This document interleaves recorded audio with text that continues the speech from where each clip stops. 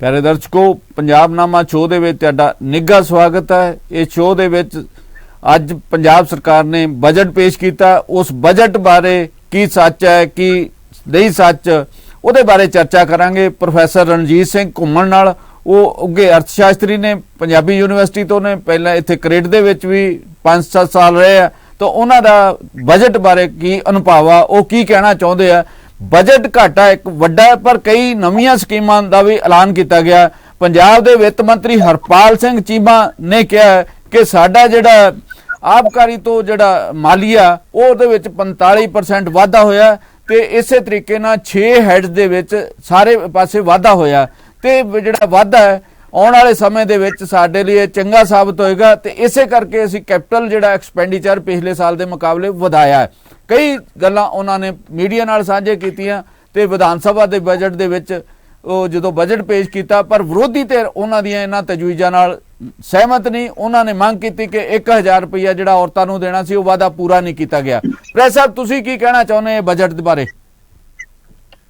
देखो जम्मू जी, जिहड़ा तुसीं कहा ना कि बजट की सच ते की कच है, जो वित्त मंत्री साहब ने कहा वो तो सच ही कहा उन्होंने अपने वालों। हाँ जी, ਉਹਨੂੰ ਆਪਾਂ ਕੱਚ ਤਾਂ ਨਹੀਂ ਕਹਿ ਸਕਦੇ ਕਿਉਂਕਿ ਫਲੋਰ ਆਫ ਦਾ ਹਾਊਸ ਉਹ ਆਪਣਾ ਭਾਸ਼ਣ ਦੇ ਰਹੇ ਸਨ, ਹੈ ਨਾ। ਹਾਂਜੀ। ਤੇ ਦੂਸਰਾ ਜਿਹੜਾ ਵਿਰੋਧੀ ਧਿਰਾਂ ਉਹਨਾਂ ਨੇ ਵੀ ਕਹਿਣਾ ਹੀ ਹੁੰਦਾ, ਉਹਨਾਂ ਦੀ ਵੀ ਡਿਊਟੀ ਹੈ ਕਿਉਂਕਿ ਇਹੀ ਵਿਰੋਧੀ ਧਿਰਾਂ ਜਦੋਂ ਦੂਜੇ ਪਾਸੇ ਹੀ ਸੀ ਤਾਂ ਇਹੀ ਕੰਮ ਕਰਦੇ ਸੀ। ਸੋ ਇਸ ਕਰਕੇ ਇਹ ਤਾਂ ਮੈਂ ਉਸ ਪਾਸੇ ਨਹੀਂ ਜਾਵਾਂਗਾ। ਮੈਂ ਤਾਂ ਇੱਕ ਅਰਥ ਸ਼ਾਸਤਰ ਦੇ ਵਿਦਿਆਰਥੀ ਹੋਣ ਦੇ ਨਾਤੇ ਤੇ ਪੰਜਾਬ ਦੇ ਖੈਰ ਖੁਆਹ ਹੋਣ ਦੇ ਨਾਤੇ ਗੱਲ ਕਰਾਂਗਾ। देखो ਤੁਸੀਂ ਕੁਝ ਕਹਿਣਾ ਚਾਹੁੰਦੇ ਜੰਮੂ ਜੀ? ਮੈਂ ਕਹਿਣਾ ਚਾਹੁੰਦਾ ਸੀ, ਉਹਨਾਂ ਨੇ ਕਿਹਾ ਵੀ ਸਾਡਾ ਜਿਹੜਾ ਆਬਕਾਰੀ ਟੈਕਸ ਦੇ ਵਿੱਚ ਜਿਹੜਾ ਸਾਡੇ ਮਾਲੀਏ ਦਾ 45% ਵਾਧਾ ਹੈ, ਉਸ ਤੋਂ ਇਲਾਵਾ ਜਿਹੜਾ ਨੌਨ ਟੈਕਸ ਰੈਵਨਿਊ ਉਹਦੇ 'ਚ 26% ਵਾਧਾ, GST ਤੋਂ 23% ਵਾਧਾ, ਵਹੀਕਲਾਂ ਤੋਂ 13% ਵਾਧਾ, ਹੋਰ ਮਤਲਬ ਹਰ ਪਾਸੇ ਵਾਧਾ ਹੋਇਆ ਹੈ। ਮਤਲਬ ਇਹ ਉਹਨਾਂ ਨੇ ਮੁੱਖ ਐਮਫੈਸਾਈਜ਼ ਕੀਤਾ। ਇਸੇ ਕਰਕੇ ਉਹਨਾਂ ਕਿਹਾ ਵੀ ਅਸੀਂ ਜਿਹੜਾ ਬਜਟ ਹੈ ਇਹਦਾ ਆਕਾਰ ਹੈ ਜਿਹੜਾ 1,94,000 करोड़ का हो गया ते, पर बजट घाटा 23,000 करोड़ का है। देखो ऐसा है कि जे वित्त मंत्री साहब कह रहे ने कि वाधा होया, हाँ जी, तो ਇਹਦਾ मतलब वाधा होया ही होना। ते मैं कहांगा कि ਇਹ ਤਾਂ ਮੇਰੀ ਗੱਲ ਨੂੰ ਪ੍ਰੋੜਤਾ ਕਰ ਰਹੇ ਨੇ ਕਿਉਂਕਿ ਮੈਂ ਤਾਂ 2022 ਅਪ੍ਰੈਲ ਦੇ ਵਿੱਚ ਜਿਹੜਾ 6ਵੇਂ ਫਾਈਨਾਂਸ ਕਮਿਸ਼ਨ ਨੇ ਰਿਪੋਰਟ ਦਿੱਤੀ ਹੈ, ਠੀਕ ਹੈ ਨਾ, ਉਹਦੇ ਵਿੱਚ ਮੇਰਾ ਇੱਕ ਨੋਟ ਲੱਗਿਆ ਹੋਇਆ, ਅਫੀਸ਼ੀਅਲ ਹੈ, ਕੰਸਟੀਟਿਊਸ਼ਨਲ ਹੈ ਹੁਣ ਤਾਂ, ਕਿ ਭਾਈ ਵਾਧਾ ਹੋ ਸਕਦਾ ਹੈ, 28,500 ਕਰੋੜ ਦਾ ਵਾਧਾ ਹੋ ਸਕਦਾ ਹੈ। ਇਹ ਤਾਂ ਬਹੁਤ ਥੋੜਾ ਵਾਧਾ ਹੋਇਆ। ਪ੍ਰੈਸ ਸਾਹਿਬ ਉਹ ਕਹਿੰਦੇ ਵੀ ਵਾਧਾ ਇਸ ਦੇ ਬਾਵਜੂਦ ਹੈ ਕਿ ਕੇਂਦਰ ਸਰਕਾਰ ਨੇ ਜਿਹੜਾ 14% GST ਤੋਂ ਬਾਅਦ ਉਹ ਸਾਡੇ ਕੋਲੋਂ ਹੁਣ ਨਹੀਂ ਸਾਨੂੰ ਮਿਲ ਰਿਹਾ, ਉਹ ਤੋਂ ਬਿਨਾਂ ਇਹ ਹੋਇਆ ਹੈ। ਇਸੇ ਪਾਸੇ ਮੈਂ ਆ ਰਿਹਾ, ਉਹ ਤੋਂ ਬਿਨਾਂ ਨਹੀਂ ਹੋਇਆ। ਹਾਂਜੀ, ਇਹ ਜੇ ਤੁਸੀਂ ਕਹੋਗੇ ਨਾ ਵੀ 14% ਵਾਲਾ ਪਾ ਕੇ ਵੀ ਵਾਧਾ ਹੋ ਗਿਆ GST 'ਚ, ਇਹ ਬਿਲਕੁਲ ਗਲਤ ਹੈ। ਇਹ ਨਹੀਂ ਠੀਕ, ਇਹ ਠੀਕ ਨਹੀਂ ਹੈਗਾ। ਸੋ 14% ਵਾਲਾ ਜਿਹੜਾ ਵਾਧਾ ਸੀ ਨਾ, ਉਹ 15,000 ਕਰੋੜ ਰੁਪਇਆ ਬਣਦਾ ਸੀਗਾ। 15,000 ਕਰੋੜ ਰੁਪਇਆ ਸਾਲ ਦਾ ਇਹਨਾਂ ਨੇ ਕਿੱਥੋਂ ਘਾਟਾ ਪੂਰਾ ਕਰਨਾ, ਉਹਦੇ ਬਾਰੇ ਬਜਟ ਸਾਇਲੈਂਟ ਹੈ। ਪਿਛਲਾ ਬਜਟ ਵੀ ਸਾਇਲੈਂਟ ਸੀ ਤੇ ਇਹ ਵੀ ਬਜਟ ਸਾਇਲੈਂਟ ਹੈ।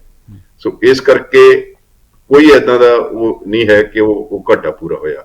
ਜਿੱਥੋਂ ਤੱਕ GST 'ਚ ਵਾਧੇ ਦਾ ਸੰਬੰਧ ਹੈ, ਉਹਦੇ ਵਿੱਚ ਇਕੱਲਾ ਸਟੇਟ ਗਵਰਨਮੈਂਟ ਦਾ ਰੋਲ ਨਹੀਂ ਹੈ, ਉਹਦੇ ਵਿੱਚ ਸੈਂਟਰ ਗਵਰਨਮੈਂਟ ਦਾ ਵੀ ਰੋਲ ਹੈ। ਠੀਕ ਹੈ, ਉਹ ਸੈਂਟਰ ਗਵਰਨਮੈਂਟ ਵੀ GST ਇਕੱਠਾ ਕਰਦੀ ਹੈ ਤੇ ਸਟੇਟ ਗਵਰਨਮੈਂਟ ਵੀ ਕਰਦੀ ਹੈ। ਸੋ ਇਸ ਕਰਕੇ ਉਹ ਵਾਧਾ ਬਾਕੀ ਸਟੇਟਾਂ 'ਚ ਕਈਆਂ 'ਚ ਇਸ ਤੋਂ ਵੀ ਕਿਤੇ ਜ਼ਿਆਦਾ ਹੋਇਆ ਹੈਗਾ। ਨਹੀਂ, ਸਾਡੇ ਹਰਿਆਣੇ 'ਚ ਜ਼ਿਆਦਾ ਹੈ, ਹਰਿਆਣੇ 'ਚ ਜ਼ਿਆਦਾ, ਹੋਰ ਬਹੁਤ ਸਾਰੀਆਂ ਸਟੇਟਾਂ 'ਚ ਜ਼ਿਆਦਾ ਹੈਗਾ। ਮੇਰੇ ਮੁਤਾਬਕ ਇਹ ਹੈ ਕਿ ਇਹ ਵਾਧਾ ਹੋਰ ਵਾਧਾ ਹੋਣਾ ਚਾਹੀਦਾ ਸੀ। ਮੇਰੇ ਮੁਤਾਬਕ ਤਾਂ 9,000 ਕਰੋੜ ਦਾ ਘਪਲਾ ਹੋ ਰਿਹਾ GST 'ਚ, ਉਹ ਨਹੀਂ ਇਹ ਪੂਰਾ ਹੋ ਰਿਹਾ। ਮੇਰੇ ਮੁਤਾਬਕ ਤਾਂ 5,000 ਕਰੋੜ ਦਾ ਜਿਹੜਾ ਐਕਸਾਈਜ਼ 'ਚ ਘਪਲਾ ਹੋ ਰਿਹਾ, ਉਹ ਨਹੀਂ ਹੋ ਰਿਹਾ। 45% ਜਿਹੜਾ ਵਾਧਾ ਹੋਇਆ। ਉਹਨਾਂ ਨੇ ਇੱਕ ਇਨਾਮੀ ਸਕੀਮ ਲਿਆਂਦੀ ਹੈ ਵੀ ਜਿਹੜਾ ਸਾਨੂੰ ਕੋਈ ਜਿਹਨੇ ਕੋਈ ਮੋਬਾਈਲ ਖਰੀਦਦਾ, ਕੋਈ ਚੀਜ਼ ਖਰੀਦਦਾ, ਉਹਦੀ ਰਸੀਦ ਸਾਨੂੰ ਭੇਜੇਗਾ ਤਾਂ ਅਸੀਂ ਉਹਦੇ ਮੁਤਾਬਕ ਉਹਨੂੰ ਇਨਾਮ ਦੇਵਾਂਗੇ। ਉਹ ਕਿੰਨਾ ਦੇਾਂਗੇ, ਕਦੋਂ ਦੇਾਂਗੇ, ਇਹ ਲੋਕ ਏਦਾਂ ਨਹੀਂ ਕਰਦੇ ਹੁੰਦੇ। ਕਿਸੇ ਨੇ ਰਸੀਦ ਨਹੀਂ ਦੇਣੀ, ਕਿਸੇ ਨੇ ਇਨਾਮ ਨਹੀਂ ਦੇਣਾ। ਇਹ ਇਨਸੈਂਟਿਵ ਕਹਿੰਦੇ ਵੀ ਸਾਨੂੰ GST ਦੀ ਚੋਰੀ, ਟੈਕਸਾਂ ਦੀ ਚੋਰੀ ਰੋਕਣ 'ਚ ਮਦਦ ਮਿਲੇਗੀ ਤੇ ਇਸ ਕਰਕੇ ਲੋਕਾਂ ਨੂੰ ਕੋਆਪਰੇਟ ਕਰਨਾ ਚਾਹੀਦਾ। ਇਹ ਲੋਕ ਦੇਖੋ, ਇਹਨਾਂ ਕੋਲੋਂ 10 ਰੁਪਏ ਲੈਣ ਦੀ ਬਜਾਏ 100 ਰੁਪਏ ਦੀ ਚੋਰੀ ਕਿਉਂ ਦੱਸਣਗੇ ਇਹਨਾਂ ਨੂੰ? ਚਾਹੀਦਾ ਤੇ ਇਹ ਹੈ ਕਿ ਆਪਣੀ ਮਸ਼ੀਨਰੀ ਠੀਕ ਕਰਨ। ਚਾਹੀਦਾ ਤੇ ਇਹ ਹੈ ਕਿ ਇਹ ਸੋਚਣ ਕਿ ਲੋਕ ਚੋਰੀ ਕਰ ਰਹੇ ਆ ਨਾ ਜਾਂ ਮਸ਼ੀਨਰੀ ਚੋਰੀ ਕਰਵਾ ਰਹੀ ਹੈ। ਹਾਂਜੀ, ਇਹ ਦੋ ਗੱਲਾਂ ਨੇ ਨਾ ਕਿ ਲੋਕ ਤਾਂ ਚੋਰੀ ਕਰਨਗੇ ਕਿਉਂਕਿ ਉਹਨਾਂ ਨੂੰ ਆਦਤ ਪਈ ਹੈ, ਤੇ ਕਰਵਾ ਰਹੀ ਹੈ ਜਿਹੜੀ ਟੈਕਸ ਕਲੈਕਟਿੰਗ ਮਸ਼ੀਨਰੀ ਹੈ। ਪਹਿਲਾਂ ਵੈਟ ਚੋਰੀ ਕਰਵਾਉਂਦੀ ਸੀ ਉਹ, ਹੁਣ GST ਚ ਚੋਰੀ ਕਰਵਾਉਂਦੀ ਹੈ, ਤੇ 3 ਹਿੱਸਿਆਂ ਚ ਉਹ ਚੋਰੀ ਵੰਡੀ ਜਾਂਦੀ ਹੈ। ਚੋਰੀ ਦਾ ਮਾਲ ਜਿਹੜਾ, ਇੱਕ ਹਿੱਸਾ ਜਿਹਨੇ ਟੈਕਸ ਦੇਣਾ ਹੈਗਾ, ਇੱਕ ਹਿੱਸਾ ਜਿਹੜਾ ਤੁਹਾਡਾ ਮਸ਼ੀਨਰੀ ਹੈ ਉਹਦੇ ਕੋਲ, ਇੱਕ ਹਿੱਸਾ ਪੋਲੀਟੀਕਲ ਲੀਡਰ ਤੇ ਬਿਊਰੋਕ੍ਰੇਸੀ ਕੋਲ ਜਾਂਦਾ ਹੈਗਾ। ਇਹ ਕਿਹਨੂੰ ਨਹੀਂ ਪਤਾ ਹੈਗਾ। ਸੋ ਇਸ ਕਰਕੇ ਇਹ ਚੋਰੀ ਜਿਹੜੀ ਹੈ ਮਿਲੀ ਭੁਗਤ ਨਾਲ ਹੁੰਦੀ ਹੈ, ਐ ਨਹੀਂ ਹੁੰਦੀ। ਸੋ ਚੋਰੀ ਤਾਂ ਮਿਲੀ ਭੁਗਤ ਨਾਲ ਹੋ ਰਹੀ ਹੈ, ਹੁੰਦੀ ਰਹੇਗੀ। ਇਹ 10 ਰੁਪਏ ਦਾ, 20 ਰੁਪਏ, 100 ਰੁਪਏ ਦਾ ਇਨਾਮ ਰੱਖਣ ਨਾਲ ਇਹ ਚੋਰੀ ਬੰਦ ਨਹੀਂ ਹੋਣੀ। ਇਹ ਠੀਕ ਹੈ ਕਿ ਪਬਲਿਕ ਕੰਜ਼ੰਪਸ਼ਨ ਲਈ ਇਹ ਠੀਕ ਹੈ, ਅਦਰਵਾਈਜ਼ ਚੋਰੀ ਬੰਦ ਨਹੀਂ ਹੋਣੀ। ਜਿਹੜਾ ਤੁਸੀਂ ਘਾਟੇ ਦੀ ਗੱਲ ਕੀਤੀ ਹੈ ਉਹ ਅੱਛੀ ਗੱਲ ਹੈ, ਜੇ ਸਾਰੇ ਪਾਸੇ ਰੈਵਨਿਊ ਜਨਰੇਟ ਹੋ ਰਿਹਾ ਤਾਂ ਅੱਛੀ ਗੱਲ ਹੈ, ਮੈਂ ਇਹਨੂੰ ਠੀਕ ਸਮਝਦਾ। ਪਰ ਮੇਰੇ ਮੁਤਾਬਕ ਜਿੰਨਾ ਰੈਵਨਿਊ ਹੋ ਸਕਦਾ ਹੈ ਅਜੇ ਇਹਨਾਂ ਨੇ ਉਹਦਾ 5-7% ਵੀ ਵਾਧਾ ਨਹੀਂ ਕੀਤਾ। ਉਹ ਬਹੁਤ ਵਾਧਾ ਜ਼ਿਆਦਾ ਹੋ ਸਕਦਾ ਜੇ ਮਸ਼ੀਨਰੀ ਸਰਕਾਰ ਲੋਕ ਕਰਨਾ ਚਾਹਣ ਤਾਂ। ਕਿਉਂਕਿ ਮੈਨੂੰ ਦੱਸੋ, ਇਹਨਾਂ ਨੇ ਕਾਫੀ ਏਰੀਏ ਲੋਕਾਂ ਨਾਲ ਸਲਾਹ ਮਸ਼ਵਰਾ ਕੀਤਾ ਸੀਗਾ ਬਜਟ ਤੋਂ ਪਹਿਲਾਂ, ਕੀ ਤੁਸੀਂ ਉਸ ਸਮੇਂ ਤੁਹਾਡੇ ਤੱਕ ਨਹੀਂ ਪਹੁੰਚ ਕੀਤੀ ਵੀ ਤੁਸੀਂ ਵੀ ਇਹਦੇ 'ਚ ਦੱਸੋ ਵੀ ਕਿਵੇਂ ਹੋਰ ਵਾਧਾ ਕੀਤਾ ਜਾਵੇ? ਉਹ ਪਿਛਲੇ ਸਾਲ ਤਾਂ ਬਹੁਤ ਲੋਕਾਂ ਨਾਲ ਗੱਲ ਕੀਤੀ ਐ, ਇਸ ਵਾਰੀ ਤਾਂ ਕਿਸੇ ਨੇ ਗੱਲ ਹੀ ਨਹੀਂ ਕੀਤੀ। ਅੱਛਾ ਨਾ, ਮੈਂ ਤਾਂ ਪਿਛਲੇ ਸਾਲ ਵੀ ਉਹਨਾਂ ਲੋਕਾਂ ਸ਼ਾਮਲ ਨਹੀਂ ਸੀ ਜਿਨ੍ਹਾਂ ਨਾਲ ਗੱਲ ਕੀਤੀ ਹੈ, ਤੇ ਇਸ ਸਾਲ ਵੀ ਸ਼ਾਮਲ ਨਹੀਂ ਹਾਂ, ਕਿਉਂਕਿ ਮੇਰੇ ਸ਼ਾਮਲ ਹੋਣ ਦੀ ਲੋੜ ਨਹੀਂ, ਕਿਉਂਕਿ ਮੇਰਾ ਤਾਂ ਜੋ ਕੁਝ ਲਿਖਿਆ ਬੋਲਿਆ ਉਹ ਪਬਲਿਕ ਡੋਮੇਨ 'ਚ ਹੈ। ਮੈਂ ਤੁਹਾਨੂੰ ਇਹ ਵੀ ਦੱਸ ਦਿਆਂ ਕਿ ਮੇਰਾ ਪਿਛਲੇ ਬਜਟ ਤੋਂ ਪਹਿਲਾਂ ਵੀ, ਜੁਲਾਈ 'ਚ ਪਿਛਲਾ ਬਜਟ ਪੇਸ਼ ਹੋਇਆ ਸੀ ਨਾ ਇੰਟਰਮ, ਉਸ ਤੋਂ ਪਹਿਲਾਂ ਵੀ ਚੀਮਾ ਸਾਹਿਬ ਕੋਲੇ 8-9 ਪੇਜ ਦਾ ਮੇਰਾ ਨੋਟ ਪਹੁੰਚ ਚੁੱਕਿਆ ਸੀਗਾ, ਠੀਕ ਹੈ। ਔਰ ਉਹ ਐ ਨਹੀਂ ਪਹੁੰਚਿਆ, ਅਜੀਤ ਅਖਬਾਰ ਦੇ ਐਗਜ਼ੈਕਟਿਵ ਐਡੀਟਰ ਤੇ ਇਹਨਾਂ ਦੇ ਹੋਰ ਪਾਰਟੀ ਦੇ ਸੀਗੇ ਬਾਲੀ ਜੀ, ਉਹਨਾਂ ਰਾਹੀਂ ਪਹੁੰਚਿਆ ਸੀ, ਔਰ ਉਹ ਅਜੀਤ ਵਿੱਚ ਫੋਟੋ ਵੀ ਲੱਗੀ ਹੋਈ ਹੈ। ਚੀਮਾ ਸਾਹਿਬ ਵੀ ਪੰਜਾਬੀ ਯੂਨੀਵਰਸਿਟੀ ਦੇ ਸਟੂਡੈਂਟ ਹੈ, ਤੁਸੀਂ ਪੰਜਾਬੀ ਯੂਨੀਵਰਸਿਟੀ ਦੇ ਸਟੂਡੈਂਟ ਤੋਂ ਬਾਅਦ ਟੀਚਰ, ਉੱਥੇ ਲੰਮਾ ਸਮਾਂ ਟੀਚਿੰਗ ਚਲਾਇਆ। ਮੈਂ ਕਿਹਾ ਸ਼ਾਇਦ ਇਹ ਹਵਾਲੇ ਨਾਲ ਕਿਤੇ ਗੱਲ ਹੋਈ ਹੋਵੇ। ਨਹੀਂ, ਦੇਖੋ ਠੀਕ ਹੈ ਕਿ ਅਸੀਂ ਜਦੋਂ ਇਹ ਚੀਮਾ ਸਾਹਿਬ ਮੰਤਰੀ ਨਹੀਂ ਸੀ, ਜਾਂ ਸੰਧਵਾ ਸਾਹਿਬ ਸਪੀਕਰ ਨਹੀਂ ਸੀ, ਜਾਂ ਮਾਨ ਸਾਹਿਬ ਚੀਫ ਮਿਨਿਸਟਰ ਨਹੀਂ ਸੀ, ਅਤੇ ਕਿਤੇ ਨਾ ਕਿਤੇ ਮਿਲੇ ਹੋਵਾਂਗੇ, ਟੀਵੀ ਤੇ ਵੀ ਬੈਚ ਹੋਵਾਂਗੇ। ਪਰ ਹੁਣ ਮੇਰੀ ਲੋੜ ਨਹੀਂ ਹੈ ਉਹਨਾਂ ਨੂੰ। ਹੁਣ ਉਹਨਾਂ ਕੋਲੇ ਬਹੁਤ ਲੋਕ ਮੇਰੇ ਨਾਲੋਂ ਕਿਤੇ ਵੱਧ ਵਧੀਆ ਸਲਾਹ ਦੇ ਸਕਦੇ ਨੇ, ਮੇਰੀ ਉਹਨਾਂ ਨੂੰ ਲੋੜ ਨਹੀਂ ਹੈ। ਤੇ ਜੇ ਲੋੜ ਹੁੰਦੀ ਤਾਂ ਜਿਹੜਾ ਉਹ ਪਿਛਲੇ ਸਾਲ ਅਪ੍ਰੈਲ 2022 ਚ, ਮੇਰੇ ਖਿਆਲ ਜੂਨ 2022 ਦੇ ਜੂਨ ਚ ਕੀਤਾ ਪਹਿਲਾ ਬਜਟ ਆ ਨਾ ਉਹਨਾਂ, ਪਿਛਲੀ ਵਾਰੀ ਤਾਂ ਅੱਧੇ ਪੌਣੇ ਸਾਲ ਦਾ ਬਜਟ ਸੀਗਾ। ਨਹੀਂ, ਮੇਰੀ ਤਾਂ ਪੋਜੀਸ਼ਨ ਹੁਣ ਵੀ ਉਹੀ ਹੈ ਜੋ ਮੈਂ ਪਿਛਲੇ ਸਾਲ ਪਹਿਲਾਂ ਕਿਹਾ ਸੀ। ਮੇਰੀ ਪੋਜੀਸ਼ਨ ਬਦਲੀ ਨਹੀਂ ਹੈ। ਅੱਜ ਵੀ 2 ਅਖਬਾਰਾਂ ਚ ਜਿਹੜੇ ਨੈਸ਼ਨਲ ਨਿਊਜ਼ ਨੇ ਉਹਨਾਂ ਚ ਮੇਰੇ ਕਮੈਂਟ ਲੱਗਿਆ ਹੋਇਆ। ਮੇਰੀ ਪੋਜੀਸ਼ਨ ਤਾਂ ਇਹ ਹੈ ਕਿ ਜਿੰਨਾ ਚਿਰ ਤੱਕ ਤੁਸੀਂ ਅਕ੍ਰਾਸ ਦਾ ਬੋਰਡ ਸਬਸਿਡੀਜ਼ ਦਿੰਦੇ ਰਹੋਗੇ, ਅਕ੍ਰਾਸ ਦਾ ਬੋਰਡ ਫ੍ਰੀ ਬੀਜ਼ ਦਿੰਦੇ ਰਹੋਗੇ, ਟੈਕਸ ਕਲੈਕਟ ਨਹੀਂ ਕਰੋਗੇ, ਤੇ ਜਿਹੜਾ ਪੈਸਾ ਖਜ਼ਾਨੇ 'ਚ ਆਉਣਾ ਨਹੀਂ ਲਿਆਓਗੇ, ਤੇ ਜਿਹੜਾ ਖਜ਼ਾਨੇ 'ਚ ਆ ਰਿਹਾ ਉਹਨੂੰ ਠੀਕ ਤਰ੍ਹਾਂ ਵਰਤੋਂ ਨਹੀਂ ਕਰੋਗੇ, ਤਾਂ ਕੁਝ ਵੀ ਨਹੀਂ ਸੁਧਰ। ਫ੍ਰੀ ਬੀ ਬਾਰੇ ਤਾਂ ਉਹਨਾਂ ਕਿਹਾ ਵੀ ਜਿਹੜੀ ਸਬਸਿਡੀ ਹੈ 20,000 ਕਰੋੜ ਦੇ ਕਰੀਬ ਹੈ, ਬਿਜਲੀ ਦੀ, ਉਹਦੇ ਬਾਅਦ ਟਰਾਂਸਪੋਰਟ ਦੀ, ਉਹ ਸਬਸਿਡੀ ਉਵੇਂ ਹੀ ਜਾਰੀ ਰਹੇਗੀ, ਤੇ ਔਰਤਾਂ ਨੂੰ ਸਫਰ ਸਹੂਲਤ ਜਾਰੀ ਰਹੇਗੀ। ਦੇਖੋ ਇਹਦੇ ਮੌਜਾਂ ਦੇਖੋ, ਨਾ ਕੋਈ ਨਵਾਂ ਟੈਕਸ ਲਾਇਆ, ਹਾਂਜੀ, ਨਾ ਕੋਈ ਸਬਸਿਡੀ ਰੈਸ਼ਨਲਾਈਜ਼ ਕੀਤੀ, ਨਾ ਹੋਰ ਪੈਸੇ ਖਜ਼ਾਨੇ 'ਚ ਲਿਆਉਣ ਦੇ ਕੋਈ ਜਿਹੜੇ ਉਦਮ ਹੋ ਸਕਦੇ ਸੀ ਉਹ ਬਹੁਤ ਜ਼ਿਆਦਾ ਕੋਈ ਤਰੱਦਰ ਕੀਤਾ ਉਹਦੇ, ਤੇ ਮੌਜਾਂ ਹੈਗੀਆਂ ਸਭ ਰੱਬ ਦੀ ਮਿਹਰ ਹੈ। ਸੋ ਇਸ ਕਰਕੇ ਸਾਰਾ ਕੁਝ ਠੀਕ ਠਾਕ ਹੈ, ਕੋਈ ਲੋੜ ਨਹੀਂ, ਕੋਈ ਇੰਪਲੋਇਮੈਂਟ ਜਨਰੇਟ ਕਰਨ ਦੀ ਲੋੜ ਨਹੀਂ, ਕੋਈ ਖੇਤੀ ਨੀਤੀ ਜਿਹੜੀ ਹੈ ਜਿਹਨੂੰ ਕਹਿੰਦੇ 31 ਮਾਰਚ ਤੱਕ ਆਉਣਾ ਹੈ, ਉਹਨੂੰ ਉਹਦੇ ਵਾਸਤੇ ਬਜਟਰੀ ਪ੍ਰੋਵੀਜ਼ਨ ਕਰਨ ਦੀ ਲੋੜ ਨਹੀਂ। ਕੋਈ ਜਿਹੜੀ ਖੇਤੀ ਦੇ ਵਿੱਚ ਤਾਂ ਬਜਟ 'ਚ ਵਾਧਾ ਕੀਤਾ ਗਿਆ ਜੀ ਪਿਛਲੇ ਸਾਲ ਦੇ ਮੁਕਾਬਲੇ। ਵਾਧਾ ਤਾਂ 10-12% ਜਿਹੜਾ ਕੀਤਾ ਉਹ ਰੂਟੀਨ ਵਾਧਾ ਹੈ। ਉਹ ਤਾਂ ਜਿਹੜੇ ਤਨਖਾਹਾਂ ਨਹੀਂ ਖਾ ਜਾਣਾ ਹੈਗਾ, ਜਾਂ ਮਾੜਾ ਮੋਟਾ ਹੋਰ ਕੁਝ ਹੋ ਜਾਊਗਾ। ਐਕਚੁਅਲੀ ਖੇਤੀ ਦੀਆਂ ਸਮੱਸਿਆਵਾਂ ਤਾਂ ਹੋਰ ਨੇ। ਖੇਤੀ 'ਚ ਇੰਪਲੋਇਮੈਂਟ ਘਟ ਰਹੀ ਹੈ, ਖੇਤੀ 'ਚ ਪ੍ਰੋਸੈਸਿੰਗ ਨਾਲ ਇੰਪਲੋਇਮੈਂਟ ਕਿਵੇਂ ਜਨਰੇਟ ਕਰਨੀ ਹੈ, ਵੈਲਿਊ ਐਡੀਸ਼ਨ ਕਿਵੇਂ ਕਰਨੀ ਹੈ। ਕਿਸਾਨ ਤੁਹਾਡੇ ਜੇ ਖੇਤੀ 'ਚ ਏਦਾਂ ਹੀ ਵਧੀਆ ਹੋ ਰਿਹਾ ਤੇ ਕਿਸਾਨ ਕਿਉਂ ਐਜੀਟੇਸ਼ਨਾਂ ਕਰ ਰਹੇ ਨੇ, ਉਹ ਕੋਈ ਸੜਕਾਂ ਦੇ ਨੇ। ਸੋ ਇਸ ਕਰਕੇ ਜਿਹੜਾ ਠੀਕ ਹੋਇਆ ਉਹ ਮਾੜਾ ਮੋਟਾ ਹੋਇਆ ਕਿ ਸ਼ੂਗਰ ਫੈਡ ਨੂੰ ਇਹਨਾਂ ਨੇ ਪੈਸੇ ਥੋੜਾ ਵਧਾਉਣ ਦਾ ਵਾਅਦਾ ਕੀਤਾ ਹੈਗਾ, ਤੇ ਅਜੇ ਬਹੁਤ ਕੁਝ ਵਾਧਾ ਹੀ ਹੈ। ਤੇ ਜਿਹੜਾ ਸਕੀਮਾਂ ਹੈ ਨਾ ਉਹ ਵੀ ਕੋਈ 2030 ਤੱਕ ਹੈ, ਕੋਈ 2025 ਤੱਕ ਹੈ। ਉਹ ਇੱਕ ਕਾਫੀ ਇੱਕ ਪੋਲੀਟੀਸ਼ੀਅਨਾਂ ਦਾ ਹੁੰਦਾ ਹੀ, ਉਹ ਡ੍ਰੀਮਸ ਵੀ ਦਿੰਦੇ ਨੇ ਤੁਹਾਨੂੰ, ਐਸੀ ਗੱਲ ਨਹੀਂ। ਉਹਨਾਂ ਦੀ ਇੱਕ ਉਹ ਗੇਮ ਵੀ ਹੈ, ਤੇ ਉਹ ਮੋਦੀ ਸਾਹਿਬ ਵੀ ਬਹੁਤ ਡ੍ਰੀਮਸ ਦਿੰਦੇ ਨੇ। ਪਰ ਇਹ ਹੈ ਕਿ ਪੋਲੀਟੀਸ਼ੀਅਨ ਸੁਪਨੇ ਨਹੀਂ ਵੇਚਣਗੇ ਤਾਂ ਹੋਰ ਕੌਣ ਵੇਚੇਗਾ ਜੀ? ਨਹੀਂ ਮੈਂ ਕਦੋਂ ਕਹਿੰਦਾ ਨਾ ਵੇਚਣ, ਪਰ ਉਹ ਜਿਹੜਾ ਸੀਨ ਸੁਪਨੇ ਜਿਹੜੇ ਆ ਨਾ ਉਹਨਾਂ ਨੂੰ ਮਟੀਰੀਅਲਾਈਜ਼ ਵੀ ਤਾਂ ਕਰਨਾ ਕੁਛ। ਜਿਵੇਂ ਹੁਣ ਪੰਜਾਬ ਦੀ ਮੋਦੀ ਸਰਕਾਰ ਨੇ ਵੀ ਕਿਹਾ ਸੀ ਵੀ ਅਸੀਂ ਹਰ ਇੱਕ ਨੂੰ 15-15 ਲੱਖ ਦੇਵਾਂਗੇ ਤੇ ਬਾਅਦ ਚ ਜੁਮਲਾ ਕਹਿ ਕੇ ਟਾਲ ਦਿੱਤਾ ਗਿਆ ਸੀਗਾ। ਤੇ ਇਹਨਾਂ ਦਾ ਜਿਹੜਾ ਜੁਮਲਾ ਤੇ ਸਾਹਮਣੇ ਆ ਕਿ ਇਹ ਕਹਿੰਦੇ ਸੀ 50,000 ਕਰੋੜ ਅਸੀਂ ਹੋਰ ਖਜ਼ਾਨੇ 'ਚ ਲਿਆਵਾਂਗੇ ਪੈਸੇ, ਉਹ ਕਿੱਥੇ ਗਏ? ਉਹ ਕਹਿੰਦੇ ਉੱਥੋਂ ਲਿਆਵਾਂਗੇ, ਟਰਾਂਸਪੋਰਟ ਤੋਂ ਲਿਆਵਾਂਗੇ, ਰੇਤਾ ਬਜਰੀ ਤੋਂ ਲਿਆਵਾਂਗੇ, ਫਲਾਣੇ ਥਾਂ ਲਿਆਵਾਂਗੇ, ਉਹ ਕਿੱਥੇ ਗਏ? ਮੈਂ ਹੁਣ ਵੀ ਕਹਿਣਾ ਸੀਰੀਅਸ ਅਬਾਊਟ ਇਟ ਕਿ ਜੇ ਕੁਝ ਠੀਕ ਕਰਨਾ ਤਾਂ ਪਹਿਲੀ ਗੱਲ ਤਾਂ ਇਹ ਹੈ ਕਿ ਖਜ਼ਾਨੇ 'ਚ ਉਹ ਪੈਸਾ ਲਿਆਓ ਜਿਹੜਾ ਆ ਸਕਦਾ ਹੈ। ਦੂਜਾ, ਉਹਨੂੰ ਠੀਕ ਤਰੀਕੇ ਨਾਲ ਖਰਚ ਕਰੋ, ਕਿਉਂਕਿ ਆਮ ਤੌਰ ਤੇ ਕਿਹਾ ਜਾਂਦਾ ਹੈ ਕਿ penny saved is penny earned. ਇੱਕ ਮੈਂ ਹੋਰ ਪਹਿਲਾਂ ਵੀ ਕਹਿਣਾ, ਹੁਣ ਤੁਹਾਡੇ ਮਾਧਿਅਮ ਨਾਲ ਵੀ ਕਹਿ ਦੇਣਾ ਕਿ ਇਹ ਜਿਹੜਾ ਪੈਸਾ ਕੰਸੋਲੀਡੇਟਡ ਫੰਡ ਹੈ ਸਟੇਟ ਦਾ, ਇਹ ਪੈਸਾ ਕਿਸੇ ਪੋਲੀਟੀਕਲ ਪਾਰਟੀ ਜਾਂ ਸਰਕਾਰ ਦਾ ਨਹੀਂ ਹੈ। ਸਰਕਾਰ ਤਾਂ ਉਹਦੀ ਕਸਟੋਡੀਅਨ ਆ, ਪੈਸਾ ਤਾਂ ਲੋਕਾਂ ਦਾ ਹੈ। ਹਾਂਜੀ, ਤੇ ਲੋਕਾਂ ਦਾ ਜੇ ਇਹ ਆਰਗੂਮੈਂਟ ਦੇ ਰਹੇ ਨੇ ਕਿ ਲੋਕਾਂ ਦਾ ਪੈਸਾ ਲੋਕਾਂ ਦੇ ਖਰਚ ਹੋ ਰਿਹਾ ਤਾਂ ਠੀਕ ਹੈ, ਪਰ ਜੇ ਲੋਕ ਵੀ ਖੁਸ਼ ਹੈ, ਸਰਕਾਰ ਵੀ ਖੁਸ਼ ਹੈ, ਤਾਂ ਫਿਰ ਮੈਨੂੰ ਤਾਂ ਕੋਈ ਪ੍ਰੋਬਲਮ ਨਹੀਂ ਹੈ। ਮੇਰੀ ਪ੍ਰੋਬਲਮ ਇਹ ਹੈ ਕਿ ਆਉਣ ਵਾਲੇ ਸਮੇਂ 'ਚ ਜਿਹੜਾ ਪੰਜਾਬ ਦਾ ਵਿਕਾਸ ਹੈ ਪਹਿਲਾਂ ਹੀ 40 ਸਾਲਾਂ ਤੋਂ ਥੱਲੇ 30 ਸਾਲਾਂ ਤੋਂ ਲਗਾਤਾਰ ਥੱਲੇ ਜਾ ਰਿਹਾ, ਉਹਦਾ ਖਮਿਆਜਾ ਅਸੀਂ ਭੁਗਤ ਰਹੇ ਹਾਂ ਕਿ ਸਾਡਾ ਐਗਰੀਕਲਚਰ ਦਾ ਗਰੋਥ ਰੇਟ, ਇੰਡਸਟਰੀ ਦਾ ਗਰੋਥ ਰੇਟ, ਬਾਕੀ ਸੈਕਟਰ ਦਾ ਗਰੋਥ ਰੇਟ ਵੀ ਹਿੰਦੁਸਤਾਨ ਦੀਆਂ ਸਟੇਟਾਂ ਤੋਂ ਥੱਲੇ ਹੈ। ਸਾਡੀ ਪਰ ਕੈਪੀਟਾ ਇਨਕਮ 'ਚ ਅਸੀਂ 28 ਸਟੇਟਾਂ 'ਚ 19ਵੇਂ ਨੰਬਰ ਤੇ ਹਾਂ। ਉਹਦਾ ਖਮਿਆਜਾ ਹੈ ਕਿ ਸਾਡੇ ਕੋਲ ਇੱਕ ਗੱਲ ਉਹਨਾਂ ਹੋਰ ਹਾਂਜੀ 20-25 ਲੱਖ ਦੀ ਬੇਰੁਜ਼ਗਾਰੀ ਹੈ। ਇਹ ਸਰਕਾਰੀ ਅੰਕੜਿਆਂ ਦੇ ਮੁਤਾਬਕ ਵੀ ਸਾਡੀ ਬੇਰੁਜ਼ਗਾਰੀ ਜਿਹੜੀ ਹੈ ਉਹ 15 ਲੱਖ ਹੈਗੀ ਹੈ। ਔਰ ਨਾਲ ਇਹ ਤੁਹਾਨੂੰ ਮੈਂ ਦੱਸ ਦਿਆਂ ਕਿ ਸਾਡਾ ਜਿਹੜਾ ਬੇਰੁਜ਼ਗਾਰੀ ਦੀ ਦਰ ਵੀ ਆ ਉਹ ਹਿੰਦੁਸਤਾਨ 'ਚ ਸਭ ਤੋਂ ਉੱਚੀ ਹੈ। ਯੂਥ ਅਨਪਲੋਇਮੈਂਟ ਬਹੁਤ ਜ਼ਿਆਦਾ, ਮੇਰੇ ਖਿਆਲ ਸਾਡੇ ਤੋਂ ਹਰਿਆਣੇ ਦੀ ਜ਼ਿਆਦਾ ਉੱਚੀ ਹੈ ਜੀ। ਉਹ ਮਾੜਾ ਮੋਟਾ ਫਰਕ ਹੋਊਗਾ, ਕੋਈ ਗੱਲ ਨਹੀਂ, ਉਹ ਅਸੀਂ ਤਾਂ ਆਪਣੀ ਸਟੇਟ ਦੀ ਗੱਲ ਕਰਨੀ ਹੈ ਨਾ। ਪਰ ਜਿਹੜੇ ਹੁਣ ਲੇਟੈਸਟ ਫਿਗਰ ਮਾੜੀ ਮੋਟੀ ਕੋਈ ਪੁਆਇੰਟ ਚੇਂਜ ਹੋਈ ਹੋਗੀ, ਅਦਰਵਾਈਜ਼ ਸਾਡੀ ਜਿਹੜੀ ਹੈ ਬੇਰੁਜ਼ਗਾਰੀ ਬਹੁਤ ਜ਼ਿਆਦਾ ਹੈ ਤੇ ਸਾਡੀ ਯੂਥ ਜਿਹੜੀ ਹੈ ਉਹ ਬੇਰੁਜ਼ਗਾਰੀ ਤੇ ਨਸ਼ਿਆਂ ਦੇ ਕਰਕੇ ਜ਼ਿਆਦਾ ਬਾਹਰ ਜਾ ਰਹੀ ਹੈ। ਸਾਨੂੰ ਕਾਫੀ ਸਮੱਸਿਆਵਾਂ ਜਿਹੜੀਆਂ ਇੱਥੇ ਪੈਦਾ ਹੋ ਰਹੀਆਂ। ਮੈਨੂੰ ਲੱਗਦਾ ਕਿ ਉਸ ਬਜਾਏ ਇਸ ਦੇ ਕਿ ਬਜਟ ਜਿਹੜਾ ਹੁੰਦਾ ਨਾ, ਬਜਟ ਹੁੰਦਾ ਹੈ ਪਿਛਲੇ ਸਾਲ ਦਾ ਹਿਸਾਬ ਕਿਤਾਬ ਦਾ ਲੇਖਾ ਜੋਖਾ ਤੇ ਅਗਲੇ ਸਾਲ ਦਾ ਹਿਸਾਬ ਕਿਤਾਬ ਦਾ ਲੇਖਾ ਜੋਖਾ ਕਿ ਪਿਛਲੇ ਸਾਲ ਪੈਸੇ ਕਿੱਥੋਂ ਆਏ, ਕਿੱਦਾਂ ਖਰਚ ਹੋਏ, ਅਗਲੇ ਸਾਲ ਪੈਸੇ ਕਿੱਥੋਂ ਆਉਣਗੇ, ਕਿੱਦਾਂ ਖਰਚ ਹੋਣਗੇ। ਇਹ ਹੁੰਦਾ ਬਜਟ, ਇੱਕ ਹਿੱਸਾ। ਦੂਜਾ, ਬਜਟ ਨੇ ਸੇਧ ਦੇਣੀ ਹੁੰਦੀ ਹੈ ਕਿ ਅਸੀਂ ਆਪਣੀ ਸਟੇਟ ਦਾ ਆਰਥਿਕ ਵਿਕਾਸ ਜਿਹੜਾ ਉਹ ਕਿਵੇਂ ਕਰਨਾ ਹੈ। ਇਹਦੇ ਵਿੱਚ ਬਹੁਤ ਸਾਰਾ ਬਜਟ ਜਿਹੜਾ 2.5 ਘੰਟਿਆਂ ਦੀ ਸਪੀਚ ਦੇ ਵਿੱਚ ਉਹ ਹੀ ਸੀਗਾ ਕਿ ਸਰਕਾਰ ਦੀਆਂ ਜਿਹੜੀਆਂ ਨੀਤੀਆਂ ਦੀਆਂ ਦੇ ਬਾਰੇ ਚਲੋ ਦੱਸਣਾ ਬਣਦਾ ਹੀ ਹੈ ਕਿ ਅਸੀਂ ਕੀ ਸੇਧ ਦੇ ਰਹੇ ਹਾਂ, ਪਰ ਨਾਲ ਇਹ ਸੀ ਕਿ ਪਿਛਲੇ ਸਾਲ ਪ੍ਰਾਪਤੀ ਕੀ ਕੀਤਾ ਤੇ ਹੋਣਾ ਕੀ। ਅਸਲ ਦੇ ਵਿੱਚ ਦੋ ਹਿੱਸੇ ਹੁੰਦੇ ਨੇ, ਇੱਕ ਹੁੰਦਾ ਸਟੈਟਿਸਟੀਕਲ ਐਬਸਟ੍ਰੈਕਟ, ਇੱਕ ਹੁੰਦਾ ਇਕਨੋਮਿਕ ਸਰਵੇ।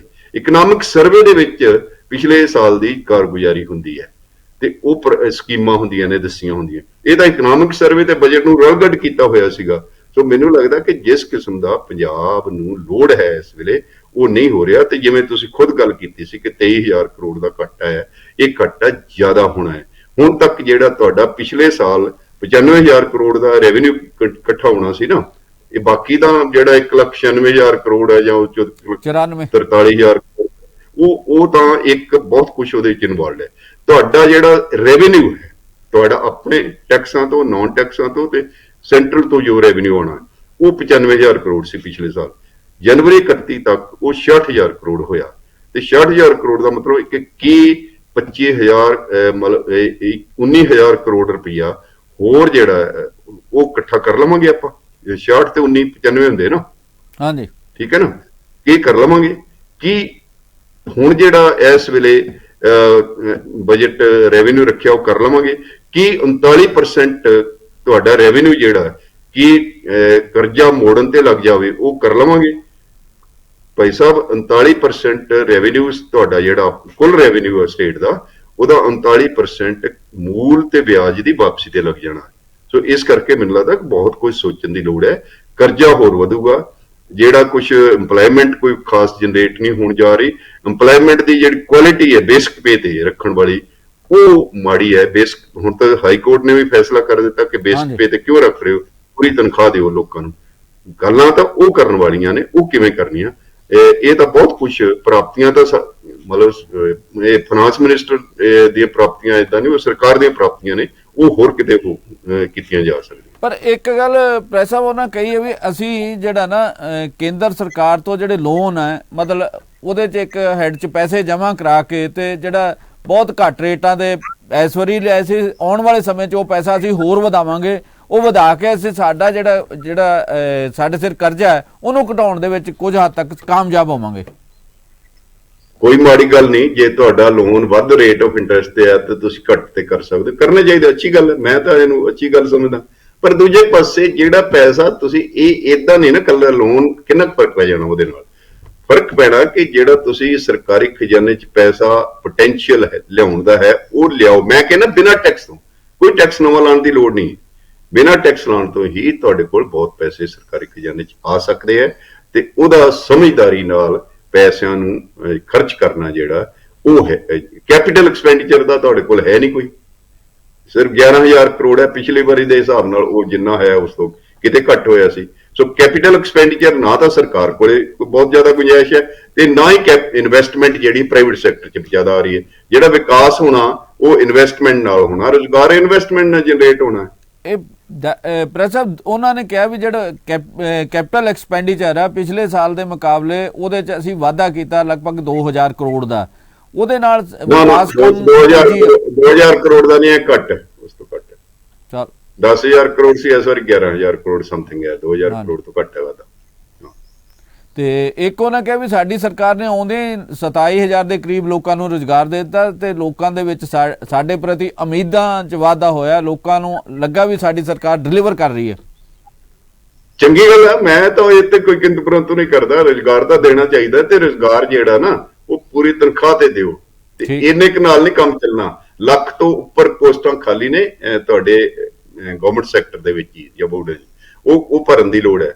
ਦੂਜੇ ਪਾਸੇ ਜਿਹੜਾ ਹੈ ਕਿ ਰੁਜ਼ਗਾਰ ਕੱਲਾ ਇਹਨੇ ਕ੍ਰੀਏਟ ਨਹੀਂ ਕਰਨਾ ਹੈਗਾ ਗਵਰਨਮੈਂਟ ਨੇ, ਰੁਜ਼ਗਾਰ ਤਾਂ ਪ੍ਰਾਈਵੇਟ ਇਨਵੈਸਟਮੈਂਟ ਨੇ ਵੀ ਕਰਨਾ ਤੇ ਪ੍ਰਾਈਵੇਟ ਇਨਵੈਸਟਮੈਂਟ ਤੁਹਾਡੇ ਕੋਈ ਵਿਸ਼ੇਸ਼ ਆ ਨਹੀਂ ਰਹੀ। ਤੇ ਮੁੱਖ ਮੰਤਰੀ ਭਗਵੰਤ ਮਾਨ ਹੋਣਾ ਕਿਹਾ ਵੀ ਇਹਦੇ ਨਾਲ ਸਾਨੂੰ ਰੰਗਲਾ ਪੰਜਾਬ ਬਣਾਉਣ ਦੇ ਵਿੱਚ ਜਿਹੜਾ ਬਜਟ ਪੇਸ਼ ਕੀਤਾ ਮਦਦ ਮਿਲੇਗੀ। ਤੁਹਾਡਾ ਕੀ ਕਹਿਣਾ ਵੀ ਵਾਕਈ ਰੰਗਲਾ ਪੰਜਾਬ ਬਣਨ 'ਚ? ਮੈਂ ਤਾਂ ਆਪ ਹਾਮੀ ਆ ਰੰਗਲਾ ਪੰਜਾਬ ਬਣਨ ਦੇ। ਅੱਛਾ, ਮੈਂ ਤੇ ਮੇਰੀ ਤਾਂ ਹੋਰ ਵੀ ਹੈ ਬੇਸ਼ੱਕ ਇਹ ਸਰਕਾਰ ਕਾਮਯਾਬ ਹੋਵੇ, ਲੋਕਾਂ ਨੇ ਜਿਸ ਉਮੀਦ ਦੇ ਨਾਲ ਆਸ ਨਾਲ ਇਹਨਾਂ ਨੂੰ ਚੁਣਿਆ ਉਸ ਤੇ ਪੂਰਾ ਉਤਰਨ ਤੇ ਲੋਕ ਵੀ ਖੁਸ਼ ਰਹਿਣ ਤੇ ਪੰਜਾਬ ਖੁਸ਼ਹਾਲ ਹੋਵੇ, ਰੰਗਲਾ ਬਣੇ। ਪਰ ਜੇ ਇਹ ਉਸ ਤਰ੍ਹਾਂ ਦੀ ਪਰਫਾਰਮੈਂਸ ਨਾ ਦੇ ਸਕੇ ਤਾਂ ਪੰਜਾਬ ਦੇ ਲੋਕਾਂ ਨੂੰ ਬਹੁਤ ਨਿਰਾਸ਼ਾ ਹੋਏਗੀ। ਮੈਂ ਤਾਂ ਇਸ ਹੱਕ 'ਚ ਆ ਕਿ ਰੰਗਲਾ ਪੰਜਾਬ ਬਣੇ, ਮੈਂ ਤਾਂ ਪੰਜਾਬ ਦਾ ਵੈਲ ਵਿਸ਼ਰ ਹਾਂ ਭਾਈ। ਹਾਂਜੀ, ਤੇ ਇਸ ਕਰਕੇ ਸਬਸਿਡੀਆਂ ਦੇ ਮਾਮਲੇ ਤੇ ਤੁਹਾਡਾ ਕੀ ਕਹਿਣਾ, ਕਿਵੇਂ ਇਹਨਾਂ ਨੂੰ ਘਟਾਉਣਾ ਚਾਹੀਦਾ? ਪਰ ਜਦੋਂ ਮੇਰੀ ਤਾਂ ਬਹੁਤ ਸਾਲਾਂ ਤੋਂ ਪਬਲਿਕ ਪੋਜੀਸ਼ਨ ਹੈ, ਮੇਰੀ ਪਿਛਲੇ 15 ਸਾਲਾਂ ਤੱਕ ਪਬਲਿਕ ਪੋਜੀਸ਼ਨ ਹੈ, ਆਮ ਤੌਰ ਤੇ ਹਰ ਜਿਹੜਾ ਇਕਨੋਮਿਸਟ ਆ ਉਹਦੀ ਹੋਏਗੀ, ਉਹ ਇਹ ਹੈ ਕਿ ਸਬਸਿਡੀਆਂ ਦਾ ਮਤਲਬ ਕੀ ਹੁੰਦਾ ਹੈ। ਸਬਸਿਡੀਆਂ ਆਪਾਂ ਤਾਂ ਦਿੰਦੇ ਆ ਜਾਂ ਫ੍ਰੀ ਵੀ ਤਾਂ ਕਿ ਕਿਤੇ ਅੱਗ ਲੱਗੀ, ਅੱਗ ਬੁਝਾਉਣੀ ਆ, ਉਹ ਤਾਂ ਦੇਣਾ ਹੀ ਪੈਣਾ ਭਾਈ, ਹਰ ਬੰਦੇ ਦਾ ਰਾਈਟ ਹੈ, ਰੋਟੀ ਦਾ ਰਾਈਟ ਹੈ। ਜਿਹੜੀ ਫ੍ਰੀ ਕਰਨੀ ਹੈ ਉਹ ਐਜੂਕੇਸ਼ਨ ਕਰੋ, ਹੈਲਥ ਕਰੋ, ਸਕਿੱਲ ਕਰੋ, ਬਾਕੀ ਚੀਜ਼ਾਂ ਫ੍ਰੀ ਕਰਨ ਦੀ ਲੋੜ ਨਹੀਂ ਹੈ। ਸੋ ਸਬਸਿਡੀਆਂ ਦੇ ਮਾਮਲੇ 'ਚ ਅੱਜ ਵੀ ਮੇਰਾ 2 ਅਖਬਾਰਾਂ 'ਚ ਲੱਗਿਆ ਹੋਇਆ ਕਮੈਂਟ, ਮੇਰਾ ਵੱਡੇ ਕਮੈਂਟ ਲੱਗੇ ਹੋਏ ਨੇ। ਮੇਰੀ ਪੋਜੀਸ਼ਨ ਇਹ ਹੈ ਕਿ ਜਿਹੜੇ ਬੰਦੇ ਨੂੰ ਵਾਕਈ ਲੋੜ ਹੈ ਉਹਨੂੰ ਸਬਸਿਡੀ ਜ਼ਰੂਰ ਦਿਓ, ਫ੍ਰੀ ਵੀ ਦਿਓ, ਪਰ ਉਸ ਤੋਂ ਬਾਅਦ ਹਰ ਬੰਦੇ ਤੋਂ ਯੂਜ਼ਰ ਕਾਸਟ ਲਓ। ਭਾਵੇਂ ਇਹ ਵੀ ਹੋ ਸਕਦਾ ਕਿ ਉਹਦੇ ਸੈਗਮੈਂਟੇਸ਼ਨ ਕਰਕੇ ਡਿਫਰੈਂਸ਼ੀਅਲ ਰੇਟ ਲੈ ਲਓ ਕਿ ਜੰਮੂ ਸਾਹਿਬ ਤੋਂ 3 ਰੁਪਏ 5 ਰੁਪਏ ਲੈ ਲਓ, ਚੰਡੀਗੜ੍ਹ 'ਚ ਕੋਠੀ ਬਣਾਈ ਬੈਠੇ ਆ, ਹੋਰ ਕਿਸੇ ਤੋਂ ਜਿਹੜਾ ਪਿੰਡ 'ਚ ਰਹਿੰਦਾ 2 ਰੁਪਏ ਵੀ ਲੈ ਲਓ, 1 ਰੁਪਈਆ ਵੀ ਲੈ ਲਓ, ਪਰ ਕੁਝ ਤਾਂ ਸਰਕਾਰੀ ਖਜ਼ਾਨੇ 'ਚ ਆਵੇ ਨਾ। ਕਿਤੇ ਦੁਨੀਆ 'ਚ ਫ੍ਰੀ ਲੰਚ ਨਹੀਂ ਹਨ। ਜੇ ਤੁਸੀਂ ਇਸ ਤਰ੍ਹਾਂ ਖਰਚਾ ਕਰੋਗੇ ਤੇ ਕਰਜ਼ੇ ਦਾ ਭਾਰ ਹੋਰ ਵਧੇਗਾ। ਕਿ ਕੋਈ ਮੈਨੂੰ ਕਹਿੰਦੇ ਕਿ ਕਰਜ਼ੇ ਦਾ ਵਧਣ ਨਾਲ ਕੀ ਹੁੰਦਾ, ਆਮ ਆਦਮੀ ਤੇ ਕੀ ਫਰਕ ਪੈਂਦਾ? ਆਮ ਆਦਮੀ ਤੇ ਜੰਮੂ ਸਾਹਿਬ ਇਹ ਫਰਕ ਪੈਂਦਾ ਕਿ ਜਦੋਂ ਤੁਹਾਡਾ ਅੱਧਾ ਰੈਵਨਿਊ, ਤੀਜਾ ਹਿੱਸਾ ਰੈਵਨਿਊ, 40% ਰੈਵਨਿਊ ਕਰਜ਼ੇ ਦੇ ਭੁਗਤਾਨ ਤੇ ਚਲੇ ਜਾਂਦਾ ਤੇ ਸਰਕਾਰ ਕੋਲੇ ਤੁਹਾਡੇ ਫਾਇਦੇ ਲਈ, ਇਨਵੈਸਟਮੈਂਟ ਕਰਨ ਲਈ, ਲਾਅ ਐਂਡ ਆਰਡਰ ਲਈ, ਗਵਰਨੈਂਸ ਲਈ ਜਾਂ ਇਕਨੋਮਿਕ ਡਿਵੈਲਪਮੈਂਟ ਲਈ ਪੈਸਾ ਨਹੀਂ ਬਚਦਾ। ਜਿੰਨਾ ਉਧਰ ਜਾਏਗਾ ਉਹਨਾਂ ਪੈਸਾ ਘਟੇਗਾ। ਤੇ ਜੇ ਤੁਸੀਂ ਕਰਜ਼ਾ ਲੈ ਕੇ, ਹੋਰ ਇੱਕ ਬਹੁਤ ਸੀਰੀਅਸ ਪ੍ਰੋਬਲਮ ਇਹ ਹੈ ਕਿ ਜਦੋਂ ਤੁਸੀਂ ਜਿਹੜੇ ਵੀ ਘਰ 'ਚ ਜਾਂ ਦੇਸ਼ 'ਚ ਜਾਂ ਸੂਬੇ 'ਚ, ਜਦੋਂ ਤੁਸੀਂ ਰੈਵਨਿਊ ਜਿੰਨਾ ਤੁਹਾਡਾ ਹੁੰਦਾ ਹੈ, ਰੈਵਨਿਊ ਅਕਾਊਂਟ ਤੇ ਆਮਦਨ ਜਿੰਨੀ ਹੁੰਦੀ ਹੈ, ਮਾਲੀਆ ਜਿਹਨੂੰ ਕਹਿੰਦੇ ਆ, ਇਕੱਠਾ ਕਰਦੇ ਹੋ, ਜਦੋਂ ਉਹਦੇ ਤੋਂ ਵੀ ਵੱਧ ਖਰਚਾ ਹੋਏ ਤੇ ਤੁਹਾਡਾ ਰੈਵਨਿਊ ਡੈਫਿਸਿਟ ਬਹੁਤ ਜ਼ਿਆਦਾ ਹੋਵੇ, ਤਾਂ ਇਹਦਾ ਮਤਲਬ ਕਿ ਦਿਨ ਕੋਈ ਬਹੁਤ ਸੁਹਾਵਣੇ ਨਹੀਂ ਹਨ। ਮਾੜਾ ਹੀ ਹਾਲ ਹੈ ਕਿ ਤੁਸੀਂ ਕਰਜ਼ਾ ਲੈ ਕੇ ਕੰਮ ਚਲਾ ਰਹੇ ਹੋ, ਕਰਜ਼ਾ ਲੈ ਕੇ ਕਰਜ਼ਾ ਮੋੜ ਵੀ ਰਹੇ ਹੋ। ਸੋ ਇਹ ਜਿਹੜਾ, ਤੇ ਤੁਸੀਂ ਕਰਜ਼ਾ ਜੇ ਲਓ ਨਾ ਇਨਵੈਸਟਮੈਂਟ ਕੰਮ ਲਈ, ਮੈਨੂੰ ਕੋਈ ਇਤਰਾਜ਼ ਨਹੀਂ ਕਿ ਤੁਸੀਂ ਇਨਵੈਸਟਮੈਂਟ ਕਰਨੀ ਹੈ, ਇਨਫਰਾਸਟ੍ਰਕਚਰ ਜਨਰੇਟ ਹੋ ਰਿਹਾ, ਕੋਈ ਫੈਕਟਰੀ ਲੱਗ ਰਹੀ ਹੈ, ਇੰਪਲੋਇਮੈਂਟ ਜਨਰੇਟ ਹੋ ਰਹੀ, ਮੈਨੂੰ ਕੋਈ ਇਤਰਾਜ਼ ਨਹੀਂ। ਪਰ ਸਮੱਸਿਆ ਤਾਂ ਇਹ ਹੈ ਕਿ ਉਹ ਨਹੀਂ ਹੋ ਰਿਹਾ। ਤੇ ਪ੍ਰੈਸ ਸਾਹਿਬ ਜੇ ਇਹ ਦੇਖਣਾ ਹੋਵੇ ਵੀ ਇਹ ਬਜਟ ਦੇ ਉੱਪਰ ਤੁਸੀਂ ਇਹ ਸਰਕਾਰ ਨੂੰ ਵਿੱਤ ਮੰਤਰੀ ਜਿਹੜੇ ਹਰਪਾਲ ਸਿੰਘ ਚੀਮਾ, ਉਹਨੂੰ ਰੇਟਿੰਗ ਕਰਨੀ ਹੋਵੇ 10 ਅੰਕਾਂ ਦੇ, ਤੁਸੀਂ ਕਿੰਨੇ ਅੰਕ ਦੇ? ਮੈਂ ਰੇਟਿੰਗ ਕਰਨੀ ਛੱਡ ਦਿੱਤੀ। ਮੈਂ ਤਾਂ ਪਿਛਲੇ 30 ਸਾਲਾਂ ਤੋਂ ਪੇਪਰ ਮਾਰਕ ਹੀ ਨਹੀਂ ਕੀਤੇ ਕਦੀ। ਮੈਂ ਰੇਟਿੰਗ ਮੇਰੀ ਗੱਲਾਂ ਤੋਂ ਕਰ ਲਓ ਜੋ ਰੇਟਿੰਗ ਕਰਨੀ, ਮੈਂ ਇਸ ਤਰ੍ਹਾਂ ਰੇਟਿੰਗ ਨਹੀਂ ਕਰਦਾ। ਠੀਕ। ਸੋ ਡਾਕਟਰ ਸਾਹਿਬ, ਸਾਡੇ ਸ਼ੋਅ ਜੋੜਨ ਲਈ ਤੁਹਾਡਾ ਬਹੁਤ ਬਹੁਤ ਸ਼ੁਕਰੀਆ, ਧੰਨਵਾਦ। ਥੈਂਕ ਯੂ ਜੀ, ਥੈਂਕ ਯੂ।